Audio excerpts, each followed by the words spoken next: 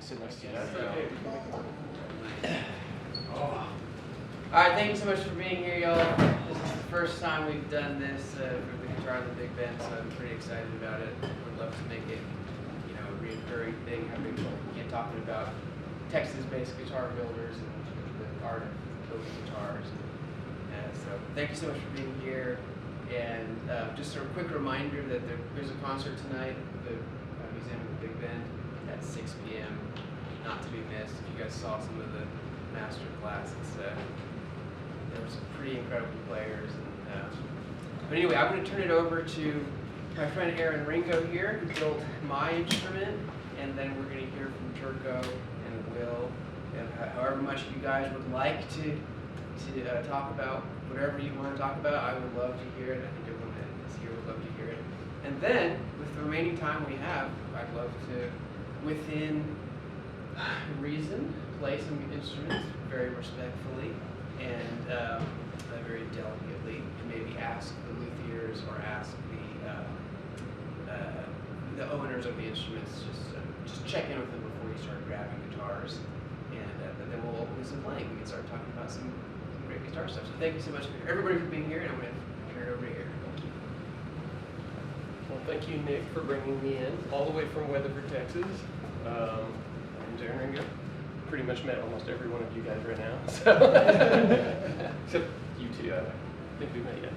But yeah, so I build guitars out in Weatherford, Texas, which is near Dallas-Fort Worth area. Been doing it for about 15 years. I started guitar like you guys. Just did it in the college. My professor was Sabina Magic-Era. I studied under her for many years, and then I studied under Enric Magic-Era, which is at UTD in Dallas, and ended up in Weatherford. Went to a GFA in Austin. I'm going to keep this super short. Basically, was looking for a teacher out there, new guitar, and decided to come back building one after playing a lot of amazing luthier guitars out there. So that's kind of how I started. I'm self-taught, which is unusual for a guitar builder. Are you self-taught? Yep. Yeah. Two of us, yay! Texas. Texas is right. So yeah, there's not too many places to learn how to build a guitar out in Texas. Obviously, there was a couple of teachers in the area, but they were pretty new at it actually when I was getting started. So I decided just to invest in myself and kind of treated it like a semester in college. Every guitar was like a semester in college, and it just went from there. And I got better. And after about 10 guitars, I started understanding how everything started working a little bit more. Which I did join a club in North Texas called Lint. I have to mention them because they're a great club. Luthiers Interactive North Texas, and they're just a great group of guys from all spectrum of guitar building, and it's like ukulele and steel string. Some classical guys in there, but not too many. So yeah, they were kind of a good influence on me at the time, and then I just kind of dove into just the educational part of learning how to build a guitar and trial and error and everything like that.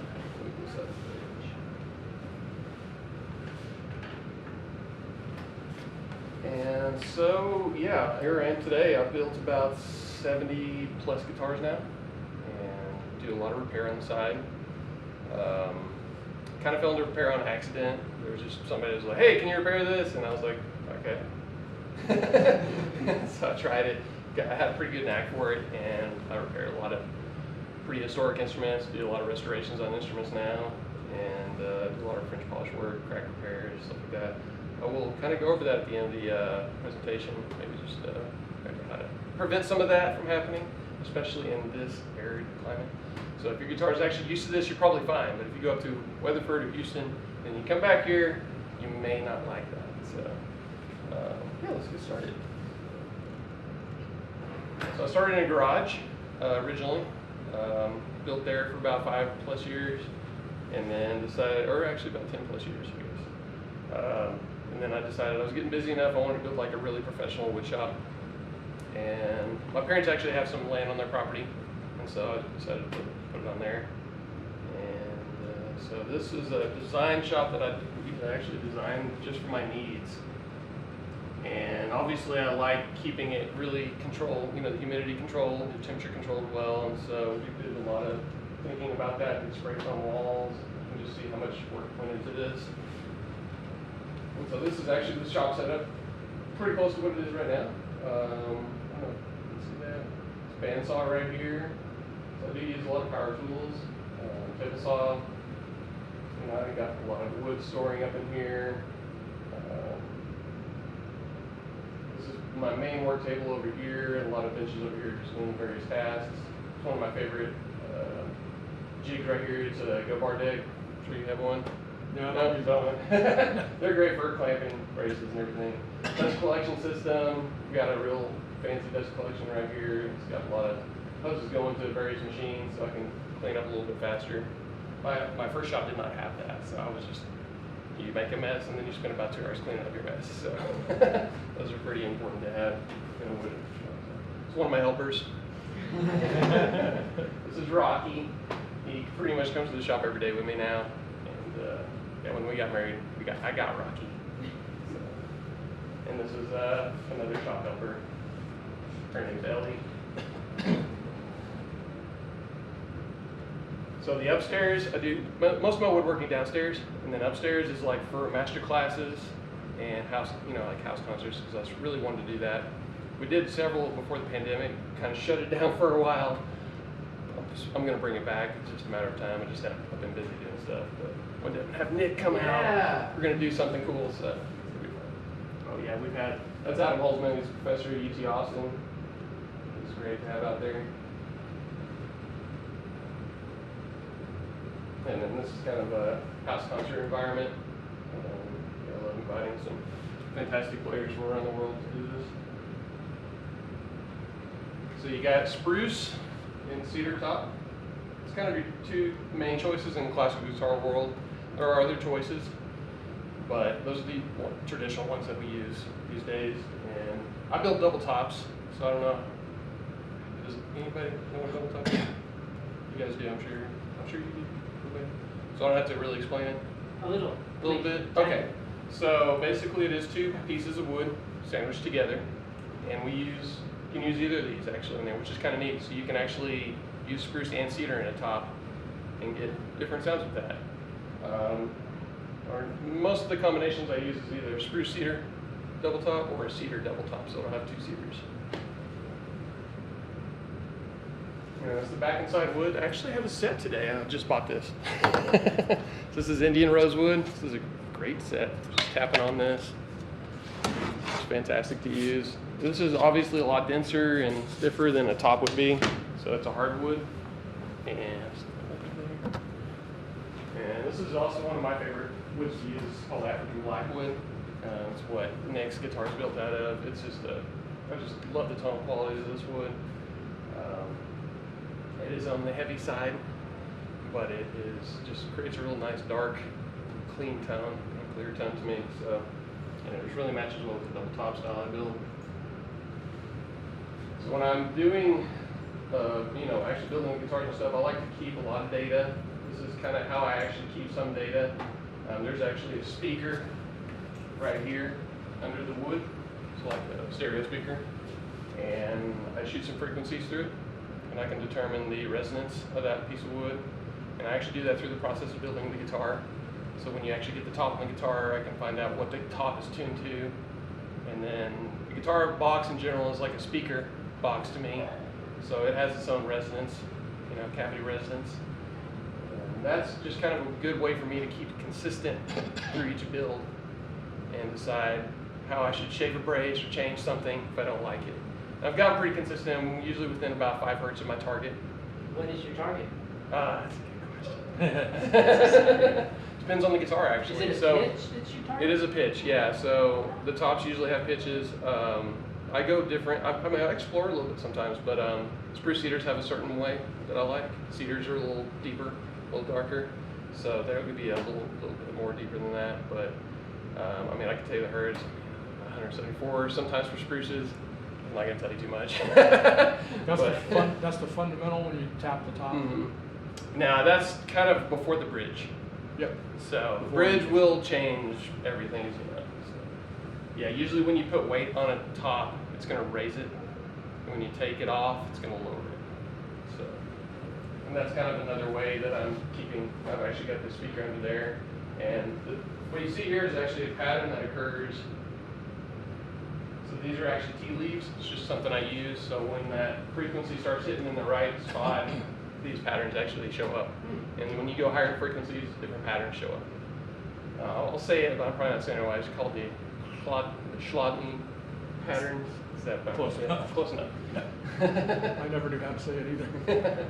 I never thought about doing that. I knew that the resonance measurement, but actually doing it on a simple. Yeah, there's different ways I think you can That's kind of, cool. that is a great way to do it. I do like a lot of deflection tests as well, especially in the beginning when I was really trying to understand how things work. And I found a way to correlate that with the deflection. And a lot of luthiers are doing this now, like a lot of the great silk string makers I've noticed, they pretty much just got like almost a complete layout on the computer, just bam, done. And even some luthier supply companies are doing it for woods now, so they can tell you if it's a good piece of wood, which is really interesting because I mean buying wood is not just about how it looks, it's about how stiff and how. So it's getting a little sophisticated over here. So one of the first things I actually started building was mahogany lining. So this is a bunch of Spanish cedar, and this is actually what will go inside the guitar. So it'll be inside the guitar here, and I'll bend them. And I do a lot of lamination, so this is actually laminated together. So glue goes in between, and it goes into a mold that sets the way it's going to be, the shape of it. What kind of glue do you use? Well, my favorite go-to is Taiwan, the two. I love high glue too, but you know, Taiwan is just a great workable. And that's kind of where my lining is all glued up. And so that's my Solera, or you know, it's just a mold that I kind of built the guitar in. And I have a lot of stuff. I do a raised neck in my guitars, so you can see it here. You can see how it's dipped. There you got the raised neck right here. So that's actually built into that mold there. You do that on almost all of them now? That Yeah. The raised neck design? Yeah, I pretty much do all that. Yeah, I haven't. It's been like maybe guitar 8. I did my last. Right. Does a raised neck, does that help with the resonance of the instrument? I do think so. It, especially on the higher registers, like the sustain and everything seems to be a little bit more to me when I started doing that. So that's my fancy bender. I call it the Cadillac of benders. I got it from a company named LMI, which no longer exists, unfortunately. But it's a great bender. It uses a heat blanket to get more even pressure. So when I'm bending like some of these exotic woods, I don't want to crack them. So this just really, I can like dial in the exact temperature, bend it, let it sit for a while, and it's a great bender to have. You can see how the temperature works there. And after it gets bent, it goes into a little mold. Just hold it there until I get everything done. And I actually laminate my sides too. So what you're seeing inside of that is a, that was probably, I was using mahogany. It was like a flame mahogany. So I love how beautiful it is inside the guitar too. So I love stiff sides. I mean, bending sides is great, but the natural way wood wants to go back to its original form. And so lamination gets rid of that. And so I think it kind of takes the stress out of a guitar. And when you take the stress out of the guitar, it's less likely to crack. Like with things. So it's kind of my philosophy. And one of the first decorations I do in the guitar is the decoration right here. So it usually has a strip right here. This one doesn't. Oh yeah, it does, sorry. It's just a little decoration that will be used later on. The bindings. Because those two pieces of wood, when you join the sides, are joined together, and there's going to be a little line there, so we'll do something about that. There's a lot of chisel work, a lot of handwork here. So that's kind of neat. That's pretty cool. And so this is kind of the start of the double top process. And I used to do this all by hand until recently. And I finally dove into CNC, which stands for computer numerical control. And basically it's a fancy router that I can control on my computer, and it can just do stuff that takes me hours to do by hand, and it can do it consistently. And this is definitely one of those processes I really wanted to do that. So this is the kind of the hand setup I used to do. So that's the router I used to use. That's me kind of routing out a top, so it has two pockets that the material will be put into inside the top, and we'll see that in a second. So one of the materials I used to use is Nomex.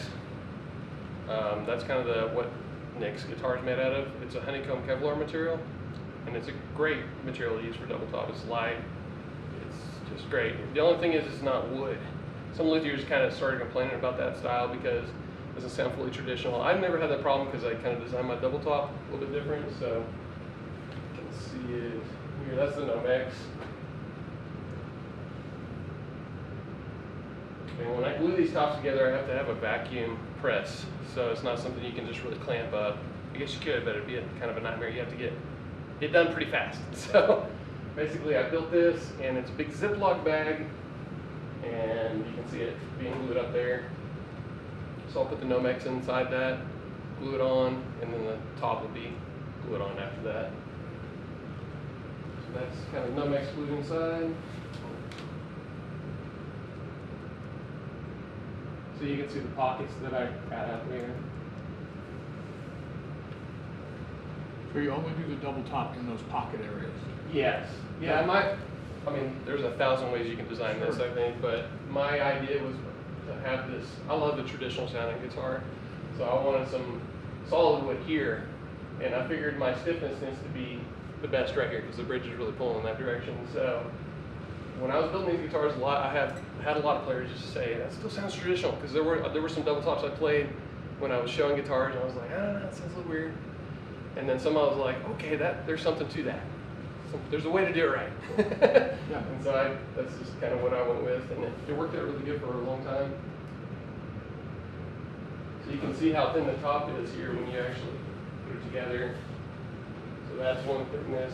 It's veneer thickness we're talking about here. So, and then this is multiple thicknesses, so that's where that material is put in. What's your fill material inside the Nomex? Say it again. What's the fill material inside the Nomex? You mean the glue and stuff I Yeah. use? It's basically Gorilla Glue. It's polyurethane glue. Yeah, with that kind of You just material, vacuum you it really and do set have it to up. use something like that because it's not wood.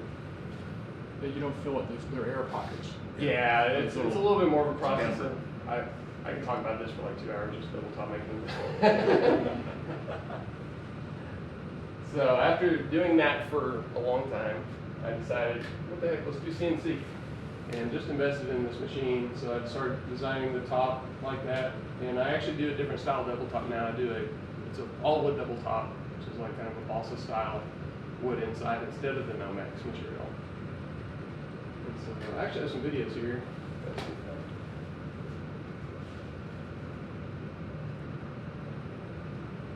So this is actually the pockets that I would do. And I mean, this was not too hard for me to do before. It was messy. But this is just so much better. You can just sit there and watch it.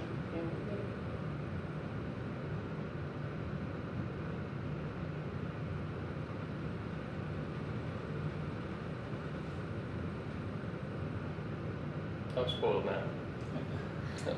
Did you get a thinner central channel going on with this guy? You talking about the middle part? Yeah, the middle Yeah, so I told to redesign this style of double top. So this is the actual new style that I'm building right now. So this is the balsa. So this is actually really what I wanted it to do. Because this is just I was actually making these by hand, and it would take me about 6-7 hours to do each guitar. And this thing can do it in 15 minutes. So it does You got really, balsa wood? Mhm. So instead of the Nomex, now you have all wood. All wood. I like that idea. Yeah, and it can do much thinner channels than I could ever do by hand. It's a lot better for that. So that's cut out. And then I actually got one more for you. This is kind of me gluing up the balsa and then putting it into the vacuum bag. And yeah, gluing is part of it. It's not like just putting glue everywhere and it's good. You actually have to weigh it out. Make sure you don't want to put too much because that glue does foam up a little bit. I really do work this fast.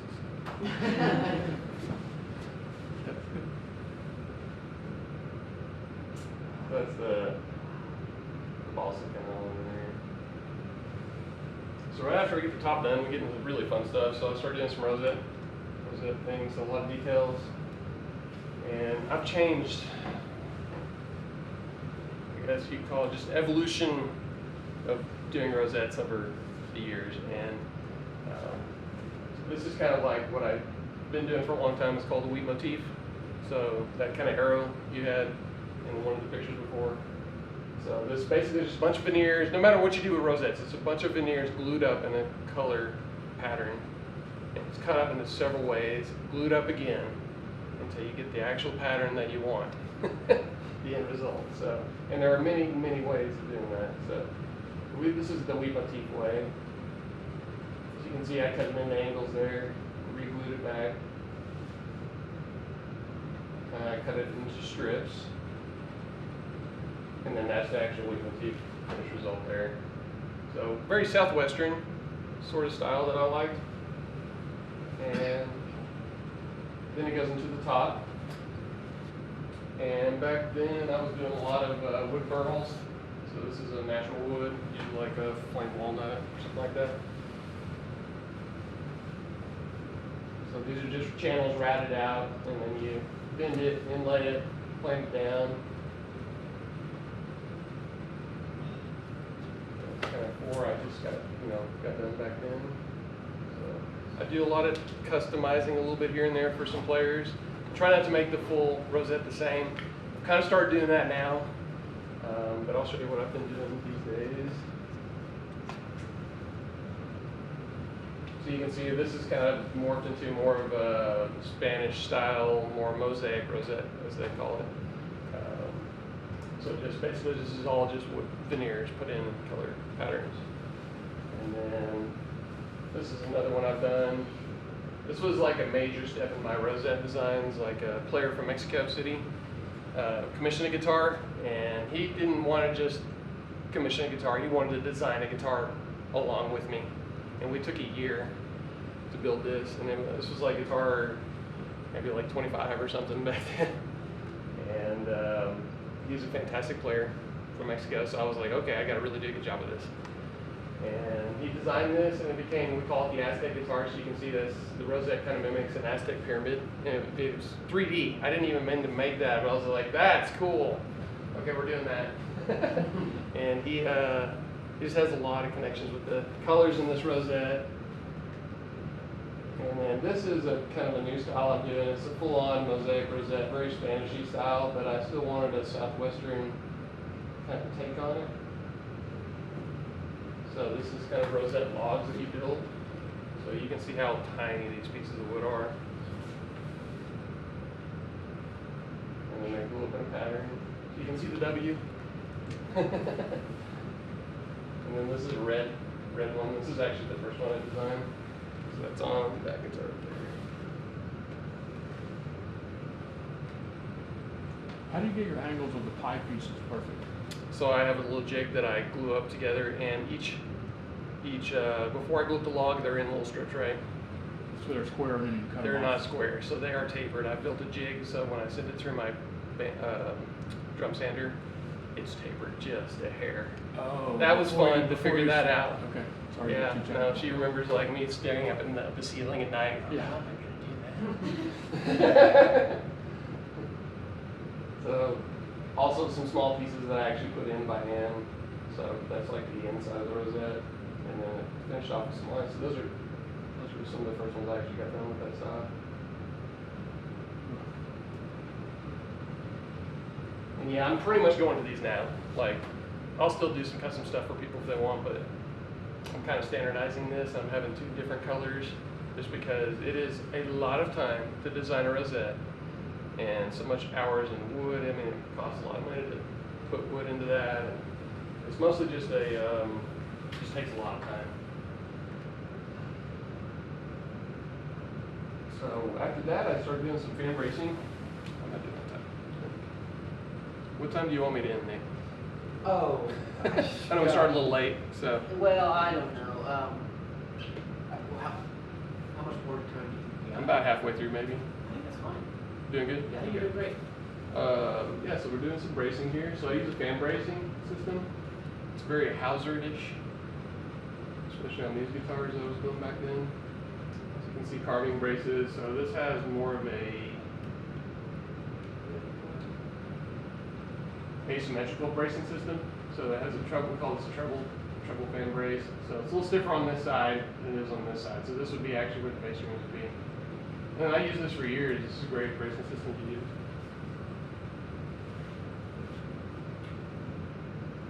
And I use Engelmann spruce for that. I just find it to be perfect stiffness to weight. I have been experimenting more with cedar bracings these days, but I still use a lot of spruce. And the double top really needs to be braced light because it is already pretty stiff when you glue all that up together. So it does get a pretty light bracing system. So that's kind of what I'm doing these days. This is a pretty recent guitar. So you can see I've kind of opened it up more. I'm kind of calculating that the braces inside are doing the job that I needed to do, and this is to help tune the guitar at that point. So. And that is called a, does anybody know what this is called? Tornavos. Sorry. You're good. I was hoping you knew that. So Torres developed that originally, and famous guitar builder. He's basically like, I'd call him almost the grandfather of guitar for what the guitar is today. He started deepening the guitar, basically just standardizing things the way the guitar should be. There's many ways that people have changed it since then, but that is still from the Broke days, it's changed from that. So, and he was experimenting with these, and he was building solid tops back then, and he did some, and I think some people were like, okay, there's some interesting things going on with this, and then he quit. And so it's kind of coming back again with some builders I've noticed, and I have been playing around with it with the double top. I don't think anybody's really done that. And so I have noticed I built one guitar with it, and I was like, oh, it's doing something. But I'm not sure yet. I'm still experimenting with that. What does this thing do? So think of it like a subwoofer. You got a cone and a subwoofer, right? Why do they do that?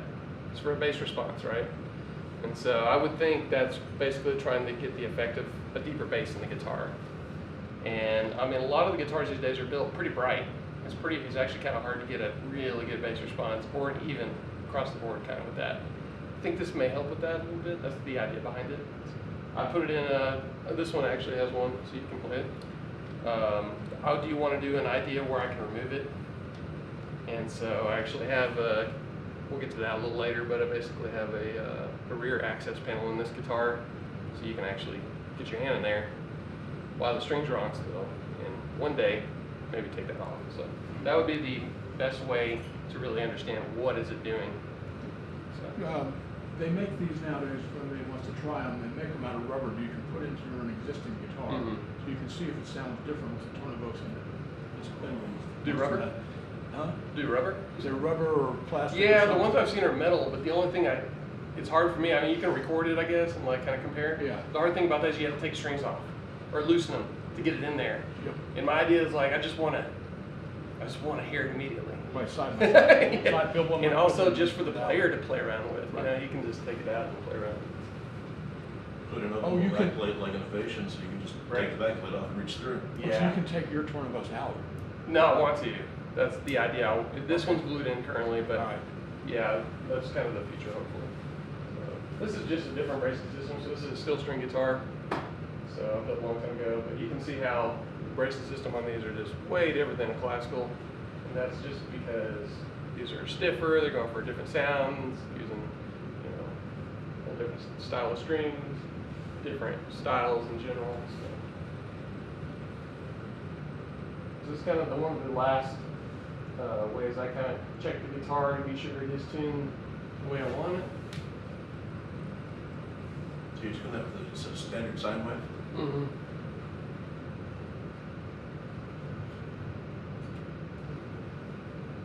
What are the fixes? So let's say your pattern's all over the place. What do you need? I guess the thing's not quite, the back's not on it yet, so you can change the bracing or something. If it's not tuned, right, what do Yeah, you do? so the bracing is not, the back's not on yet. Oh, actually, the back's on this one. I was probably just checking it, but most of the time I do it before the back is put on. So, Have you had one go horribly wrong? yeah. I have. Anyway, but with this. Different, maybe, but not horribly wrong. I wouldn't say. But I suppose what you're asking is if it were to be insufficient for your standard. Yeah, what kinds of adjustments would you make if So the you pattern's can, so wrong? the bracing, Yeah. you can actually shape the braces a little bit and change the tuning of that. Yeah. So the black line is what's not vibrating. Yes. So that's what the node. Is that do you find that's equivalent with that crown spot on the brace, on the fan brace? Depends on the guitar, Bill. Yeah. I mean, why is that spot not moving? That is the most resonant part of the guitar. Where the For that dark- for that frequency. The dark part? You have to keep that in mind. Yeah, there are other frequencies that could make the guitar more resonant in other places. But in general, that is the most resonant part of the guitar. I mean, it does kind of prove Torres's theory, where he did the famous paper mache guitar. Right. So he built the guitar out of paper mache except for the top, and he was trying to prove that the top is the most important part of the guitar. So, and I agree with that, but I definitely believe it helps to have some good wood on the back and sides to producing the guitar.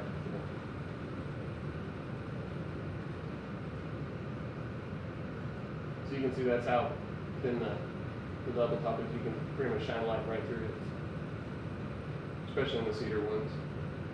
I usually write something in the guitar just for my customer. And this is for Jesus, the guy that did the Aztec guitar. This back strip being glued up, just decorative thing. A lot of backs and tops. Try to speed it up a little bit. The back braces being glued on. That's like a bar deck system I was telling you guys about, showing this out.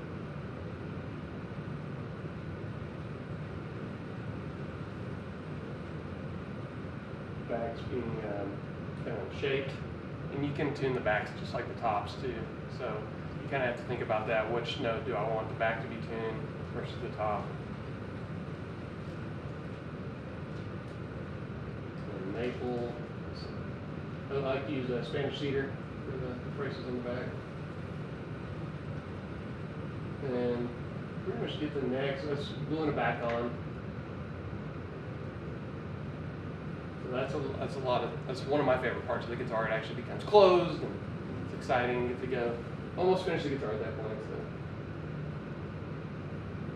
And then we get to binding. So binding is kind of the wood that you on the edge of the guitar that you see. And a lot of the makers use like the same woods as the back and sides to match it. I love to use a little bit more of a pretty wood, I guess. You just I like to use Flancoa just to give it a little more excitement. I'm kind of a sucker for flame woods. So yeah, it's kind of a lot of details in the mitering done here. It's a lot of little bitty joinery. Making sure that that miter is going to come out really good. And this is some of the weave motifs that I was doing. So this actually would go on the side of the guitar. And I think, yeah.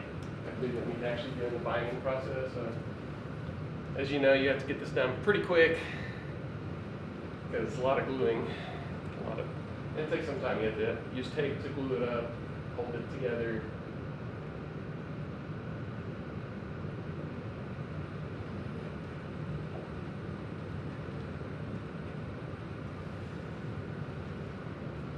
Actually, this is my wife, Tony, by the way. So I actually got her doing some chisel sharpening, and what else were you doing? Veneer cutting. The veneer cutting, yeah. So she's helping me in the shop. Chisel sharpening is always our favorite thing. That's why I got her this. I'm gonna send her mine. Yeah, I got like a real traditional chisel sharpening. You can actually probably see that one of the rubber bands here like breaks at one point. I don't remember where it happened. It slapped me in the face. And you're like, ah. So you rubber band it after you use the tape. Yeah, just to make sure everything's no gaps or anything's happening.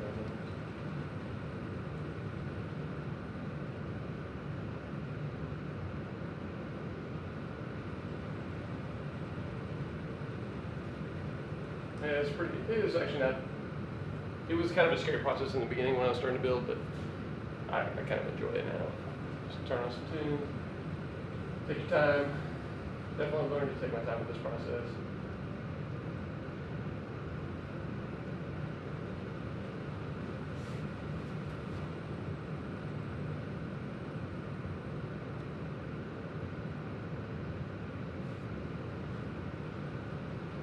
And the back is a little bit more difficult because you actually have to join not just one side miters, but the other side.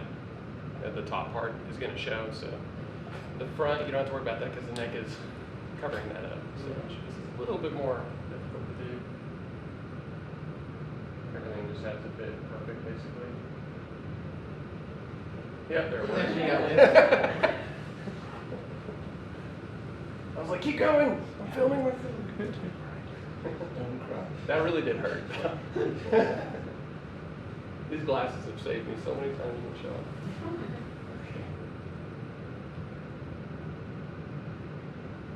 Yeah, I did like 3 in a day there. That's a lot of work. So yeah, that's after that, scrape it down, get the glue off, and it starts to look like the guitar more. Pretty a lot of it's maple and that's koa. And then next, so I started doing some neck stuff as well. So this is kind of what the heel's going to be made out of. And then various neck pieces. And this is where the truss rod stuff comes in, as you know. So you can either do a truss rod. I love truss rods too. I've played with the idea of actually doing them myself, but I actually kind of do a lot of customization for the player. I get to know them and figure out how powerful a player they are, what they want, and I actually build in the relief in the neck for that. And I have a pretty good standard that I use, but just in case, I actually put in some carbon fiber rods in there, so once I set that, that neck doesn't move really much at all. So that's kind of the carbon fiber going inside. 2 pieces. And a little piece of wood goes over them. Start seeing the raised neck there. And the head plate gets glued on. Which usually matches the back and side of the guitar, or maybe something like koa. We need rosewood. Tuners, holes drilled. Make sure the tuners fit. I like to use Leslie tuners in my guitars. They're made in Italy. Great tuners. Rogers are great. Use those. These are kind of old school style I was using. And then there's like 2 places in the guitar that the maker kind of says, this is mine. And that is the headstock and the rosette. And so that's kind of the only place that if somebody's like, can I change something? No. A little bit maybe. You can actually see it is a W turned upside down. I was just going to ask you, Yeah. is there a reference to something? Yeah.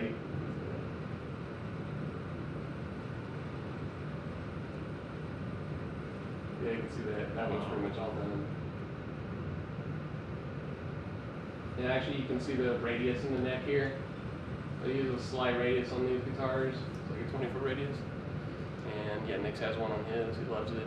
Just a little bit easier for barring and stuff like that. I do use a flat one as well still. So carving the neck, spoke shade, some planes, a lot of rasps. I do this all by hand still. Do you anticipate automating any other parts Maybe. of the process? I don't totally want to get away from hand building. I love it too. Yeah, so I got a video here. And yeah, I do a lot of custom profiles for people. So if they do like a guitar, that's just they're used to and they just love, I'll take measurements of that, thicknesses, try to get that one just like what they're used to, or kind of found one that most people do like, even if they just get used to it after a while. So I do like more of a C-shaped neck. I don't like too flat, too much shoulders. Personally, it got a little bit harder to play the guitar.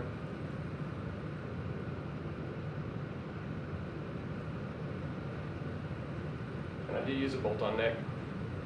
So it is a removable thing. I mean, that's kind of just the repair philosophy that I've done. I'm like, I just want to make my guitars easier to work on. You do If they that, ever come in the shop. most of your classicals have bolt-on necks. They all do. So do Yeah. mine. I think maybe since guitar 5 or something. I did a couple of Spanish heels, and after that I was like, no. And is this just all, by feel at this stage, or are you? Oh, I'm measuring. I'm taking calipers in between, measuring stuff. I mean, you can get to a point like you basically take 2 points, and you get down to the thickness from this point to this point. Just go there, and then I adjust it from there. So maybe a millimeter or 2 above what I need to be.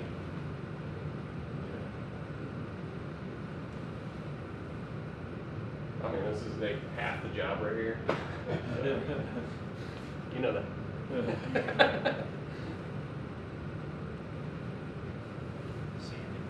I really wish it would go this fast. Yeah.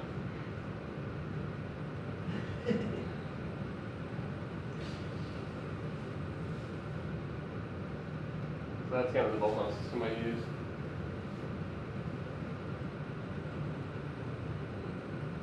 Morrison fitting joint. This is the raised neck.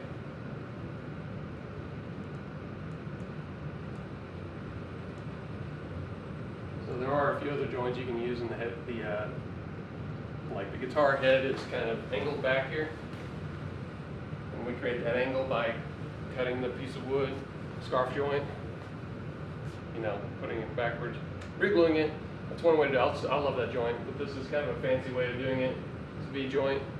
I don't do them anymore, but it is something that a lot of builders do. You can see it's a different way. And it is a lot harder to do.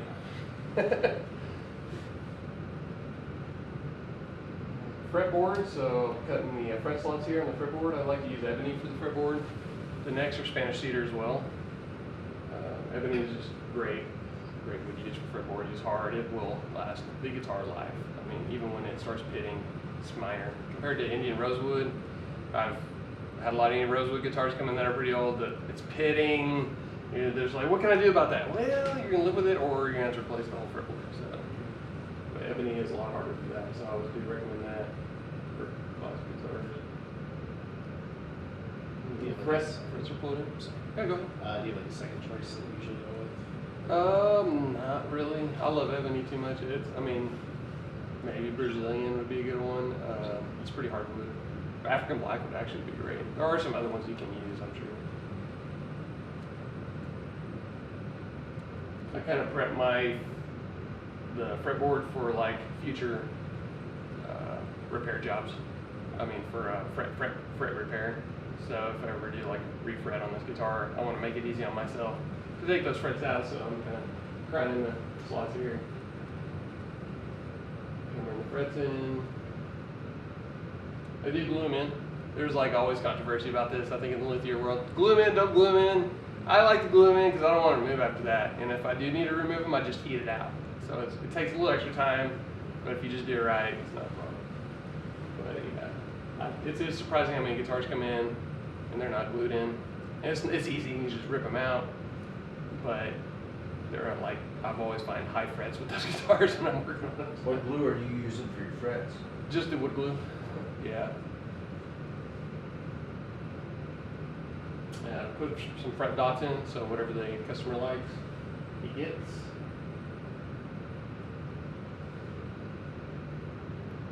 I'm gonna do like a fret relevel, check the frets, make sure everything's right.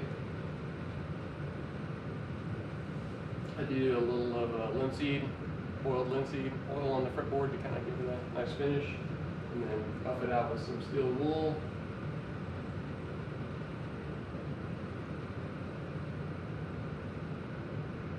It's proof I'm this fun.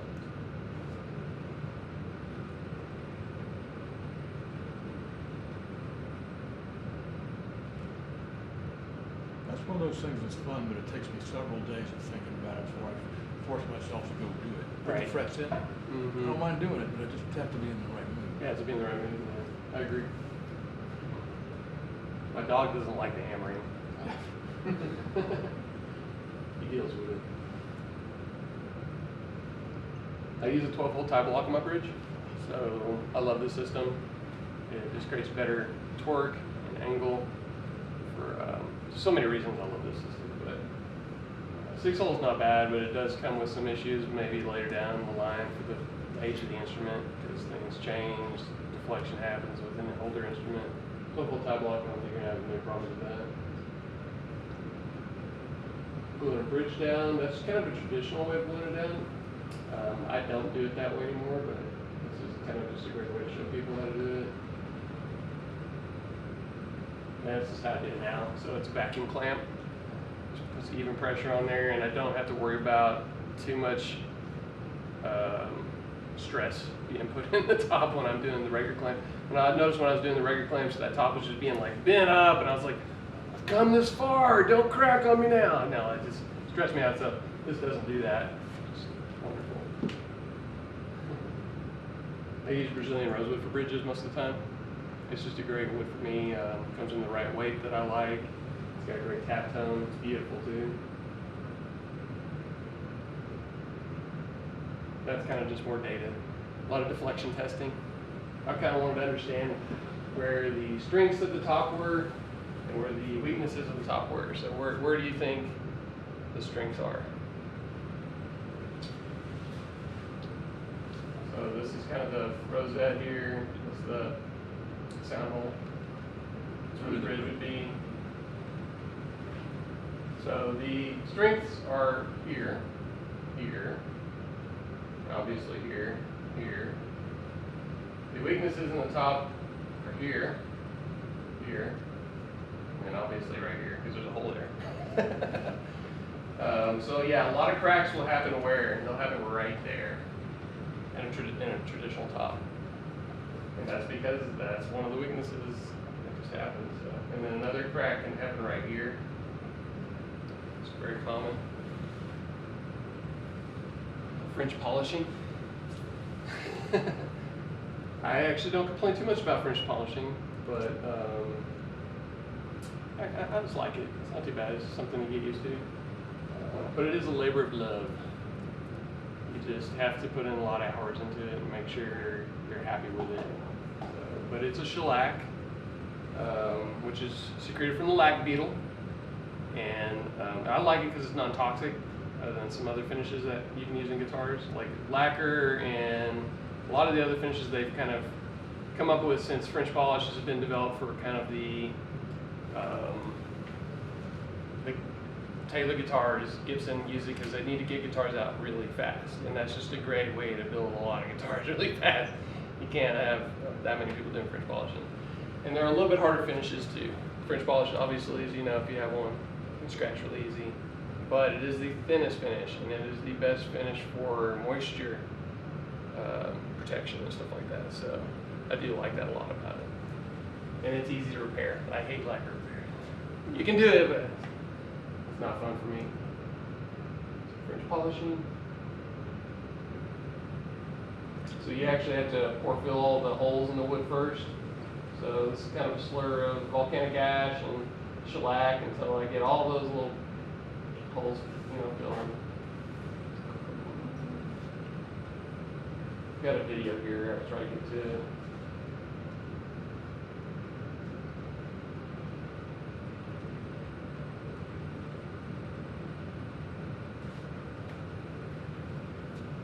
So upstairs I do a lot of the French polishing. It's a little less dusty up there. So I use Everclear for the shellac to dissolve in. My liquor store guy loves me. He's not convinced, but I keep telling him, I'm just doing this for a living. Yeah, you can see it's thousands and thousands of coats, and the French polish actually is a process of applying the shellac. That's actually what it means, and it's a technique. And you kind of use olive oil, a little drop of olive oil here and there to kind of go between the coats so you can put more coats on and build it up until you're really happy with it. And it takes a full week, week and a half, 2 weeks, depending on the guitar, just to put the finish on. I usually let it sit for about a week, cure, and then go back, buff some stuff out. So this is like one session that I was doing, and I do about 5 of those a day. So yeah, you can do the math. Wow. But it does, in this video, you can see it starts getting shiny. You can really start seeing the colors of the wood. You can get different shades of shellac, so you can get ambers and dark ambers, so it can really affect the coloring of the wood. So yeah, ask Nail, like, if you want like a really blonde top, or do you want, what do we go with? I can't Blonde? remember. I think we went blonde. Spruce ends up aging and gets darker over time anyway. Cedar's kind of usually a set. It changes a little bit, but not much. So kind of tell the customers that.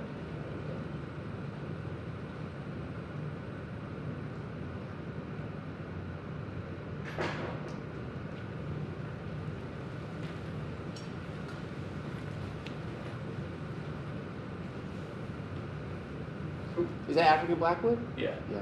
that may be yours. No, mine doesn't That's have not the. yours. I don't think. Yeah. So the label goes inside the guitar around this time, and then I start setting it up. So put the nut and saddle in, string it up, start figuring out what I want my action at, all that stuff. So that does take a full day usually to do. And I'm done. Woohoo! I have short hair. Yeah, I get to deliver the guitar. This is actually my favorite part. When the customer comes and picks it up, gets shown, we have some fun. Right? Yeah. Oh yeah. And then I go show guitars a lot. This is GFA New York. I just leave her at the booth, and somehow guitars just sell now. And now guitar in the big I band. don't have to do anything. Let's go hard. Yeah, it's go hard.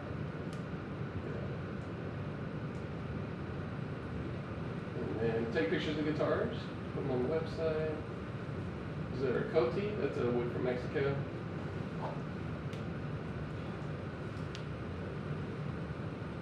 Pretty recent guitar.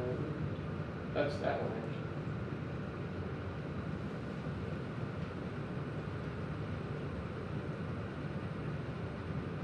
So I use sound port sometimes on the guitar, and I actually do a magnetic sound port now, so you can actually open and close it if you want. And it's for the player, you know. This is on this guitar here. This is that rear access panel I was showing you guys. And it's great for repair work too. But actually come to find out at GFA in New York that they started opening it up for players, and it changes the way the guitar resonance is. And not in a bad way, it's just like two guitars in one. And so I was like, well, that's kind of cool. I bet people could use that on stage. Different genres of music or whatever. Just kind of opened my mind to the different ways you can just mess with it. And so, yeah, I kind of showed this around and showed Nick. I was like, check this out, it's pretty cool. So, yeah, you're welcome to try that one. I can open it up for you if you'd like. And you get cool pictures inside the guitar with these. Very cool. Tuners get installed.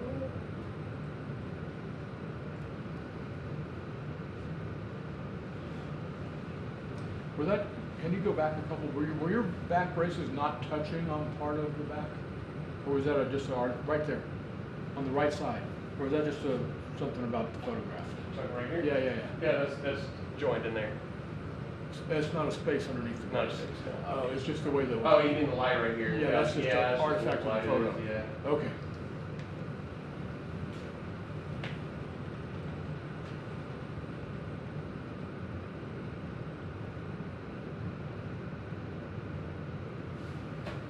That's pretty much it. I mean, this is kind of just some good stuff to go over. I like to tell people about. This is the original wax that I love to use for just polishing the guitars after they're done. This is a great wax to use on any finish. Pick some of this stuff up if you haven't. It will help prolong your French polish finish. Change your strings often. What happens if you don't? Your frets start wearing. Yeah, it's actually the oil in your fingers that actually did it. So it's the frets, the strings don't do it, but it's the oil. When those strings get bad, you can tell that the oil's on the strings, which is digging into the metal. It starts messing with these fret pits and all that. So change them often. Keep your instrument 40-45. Not here. Watch out for suction cups with French polish. A lot of people don't know that. They'll put some suction cups on there, and French polish will go, ha ha, I will bubble up on you. And then you'll be calling me. I like to use a protective film, especially when I'm showing a guitar. I pretty much just give it to the customer now. I'm just like, use this. Because French polish is new. It takes about a year to harden. And yeah, it's easy to scratch, so that helps with that. Like 3M glass film? Like a 3M glass film? I don't use 3M. I actually get mine from Strings by Mail. Don't know if you know that website, but they have a couple of sets. You can see them on here. Oh, they're pre-cut? Yeah, they're pre-cut, and they're good for French polishing. Do not put them on lacquer guitars. I made that mistake a long time ago. They will bubble up the finish. Only safe for French polish. Talk to Strings by Mail. They may have one for the lacquered style guitar. Be careful of string whips on your guitar. Those are forever if you get one. So that's basically tying it on the tie block. I usually use a knot in the string or something. You know, if you get one, you're playing a guitar. So enjoy it. But yeah, it does suck to have one. What do you do if a crack appears in your guitar?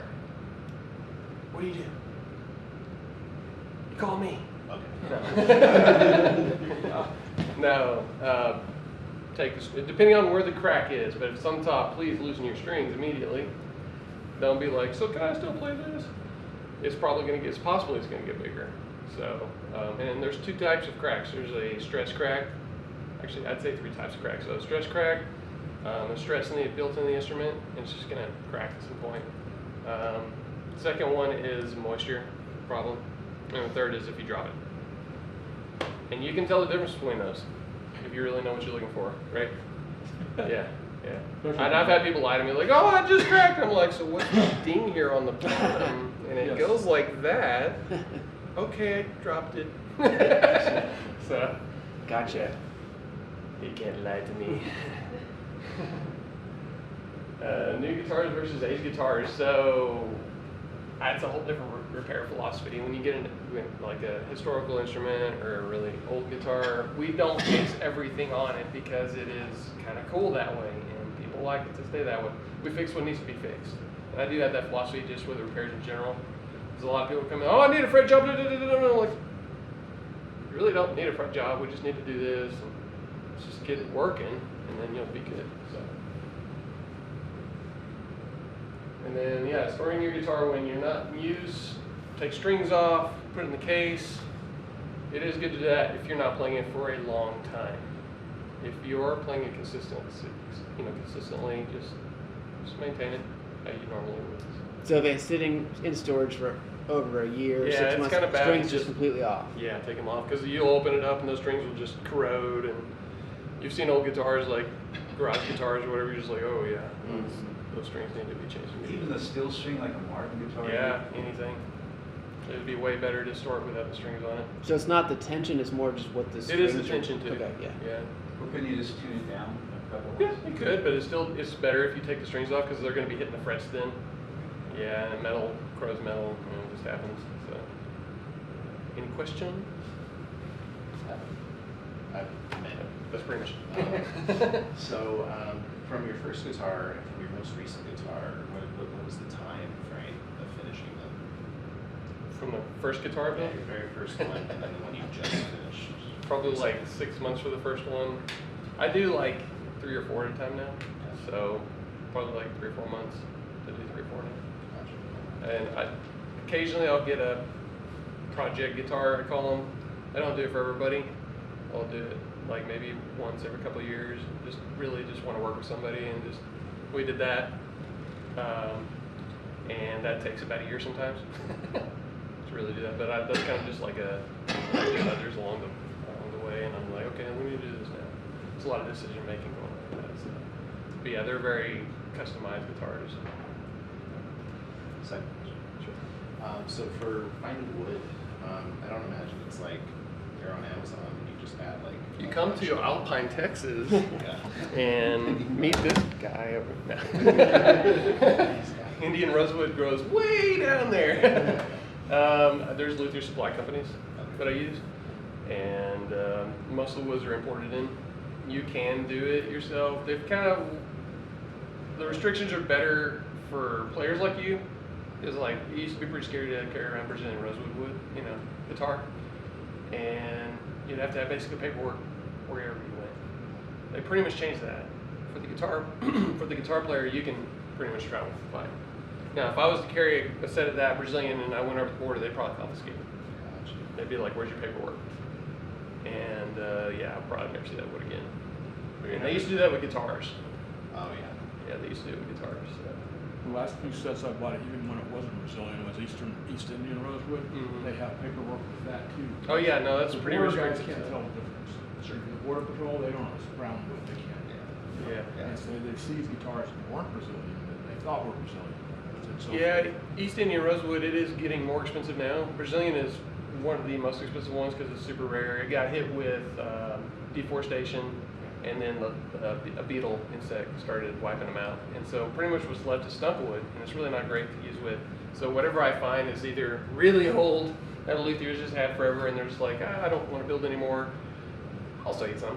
And I get some every once in a while, and it's great. It's really aged. That's pretty much the only time I'll build with that stuff. That's one of those, that's 1800s Brazilian rosewood. I mean, it came from a church beam or something like that. Yeah, this, he said 1960s? Yeah. That's pretty rare, for sure. I mean, most of the Indian rosewood I get is probably 10 years or 20 years old.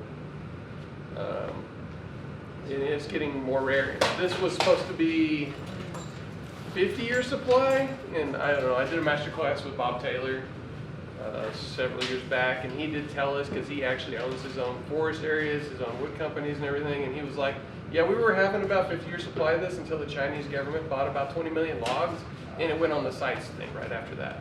So it just kind of shows you, China is actually one of the big wood buyers, and they make a lot of guitars there, and they're just eating up the forest right now.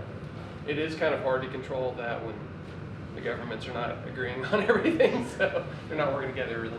So yeah, it's definitely a little difficult, but and it's going to get more rare. I mean, I definitely think the future of lutherie will be more sustainable woods. You know, things like I've already seen it changing a little bit with some woods, and it'll be accepted. It's just you can build good guitars out of anything, and just learning on how to do it, changing your methods and stuff. I like You're good. 20. So with As long as Nick doesn't kick me out. yeah, I know. So shut me. With like Antonio Torres or Herman Hauser and stuff like that, you know, the way that they built very characteristic instruments. Did you like do a lot of like back end studying of like different styles, like different executions, modern? Absolutely, time? yeah. Did you like construct your own sort of thing? Or I have were you just Segovia's like- guitar hanging in the shop, and I actually saw it 2 years ago. It was cool. Oh yeah. Yeah, I saw some original Torres guitars in the museum in New York. Really, if you're ever in New York, you gotta go to that. It's like the guitars, like I was nerding out. I was like, Jillian Bream's guitar, cool. You know, it's really neat stuff. Yeah, I studied that It's a in the lot. Met, right? Yeah. It's in the Metropolitan Museum of Art. All those are in the Met. How cool was that? Actually, what I really liked to study was Stradivarius. Did a lot of studying on him, and because he was amazing the way he would pick his woods out. He knew to go in the Alps when there was like a little ice age, and he was like, oh, those woods grew really slow, and he knew how to pick those woods out, and that's why his violins were awesome. And so yeah, there's a lot to learn from him, and just other instrument makers, not just guitar makers. You can learn anything. Yeah. But yeah, I studied a lot about Bermelios, Torres, Hauser, you know, tons of stuff. And then a lot of modern stuff too, because I build a lot of I do build a modern style guitar these days. You know, Dahmen, Wagner, huge influences.